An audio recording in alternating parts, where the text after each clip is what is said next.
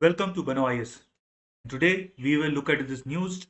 Japan, China raise question over India's laptop import monitoring system at World Trade Organization. So let's look at this news. Japan and China has formally raised concern over India's import licensing system. And how did we get to know about this thing? A statement by World Trade Organization's Committee on Import Licensing. इससे हमें पता चला है कि Japan and China are concerned about India's laptop import licensing measure. Let's look at background of this news. In August 2023, Director General of Foreign Trade have issued a notification which required the importer of laptop, tablets, and personal computers to have valid license. However, after concern raised by citizens and discussion with industry stakeholders, the policy was not implemented and it has been suspended at least till September 2024. Now, let's look at the World Trade Organization, the Information Take Agreement, etc., which can be of importance for UPSC CSE preparation. World Trade Organization is the only intergovernmental organization which governs the international trade. So, this is of relevance for your UPSC CSE preparation. Now, the committee where this concern has been raised by Japan and China is known as Committee on Import Licensing. It comprises of representatives from WTO members and it supervises implementation of import licensing procedure, etc. And it is here that Japan and China has raised concern over India's laptop import licensing system. So now let's know more about World Trade Organization Information Trade Agreement on Global Trade. The World Trade Organization Information Technology Agreement, which is also known as ITA, is a plurilateral trade agreement. Plurilateral means it has been signed by multiple countries.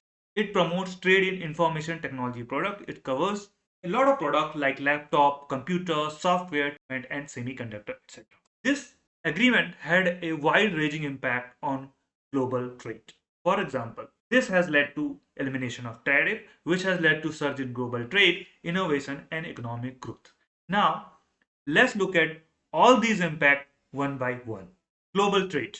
ITA has led to profound impact on global trade and facilitated sale and purchase of information technology products. If you look at India, India itself is importing roughly 89 billion worth of electronics, telecommunication, and electrical product in 2023-2024.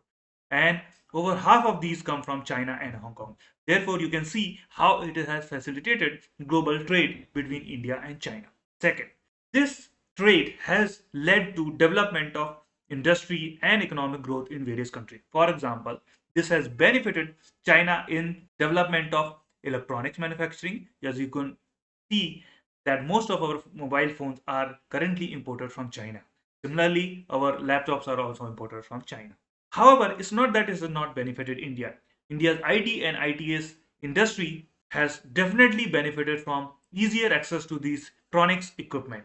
Therefore, if you look at India's top company, whether it's Infosys, whether it is TCS, whether it is Wipro, they have all benefited from accessibility to these equipment.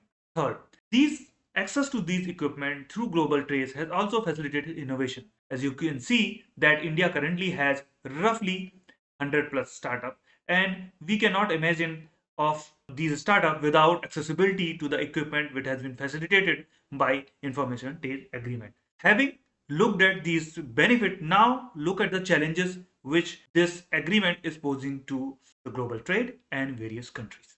The first and foremost is the import dependence. As we saw during the COVID that India and other countries including Europe and countries like USA are heavily dependent on China for their electronics equipment.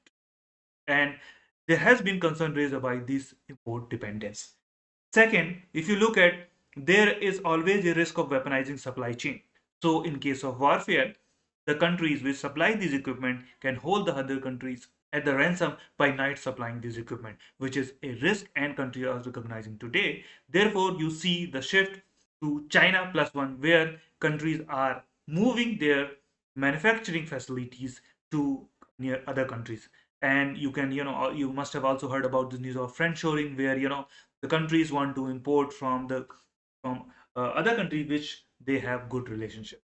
At the same time, we are also seeing technology competition between US and China, and that can be seen in the chip wars we are experiencing across the Pacific.